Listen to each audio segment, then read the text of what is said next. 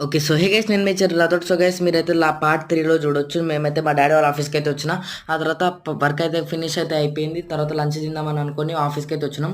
ఆఫీస్‌కి రాంగానే లంచ్ అయితే ఫినిష్ అయితే చేసేసినాం. తర్వాతకి లంచ్ కొంచెమే తిన్నాం కాబట్టి కొంచెం ఆకలయింది. ఆ తర్వాత మేమైతే రెస్టారెంట్ దగ్గరకైతే వచ్చి ఒక 2 ఎగ్ పరోటాలైతే ఆర్డర్ అయితే చేసుకున్నాం. ఎగ్ పరోటాలు ఆర్డర్ చేసుకున్న తర్వాత ఎగ్ పరోటాలు కూడా తినేసినాం. తినేసిన తర్వాత చాయ్ తాగుదామని అనిపించింది. ఆ తర్వాత 2 బిస్కెట్లు తీసుకొని చాయ్ తీసుకొని చాయ్‌లో ముంచుకొని నేనైతే బిస్కెట్లు తినేసిన.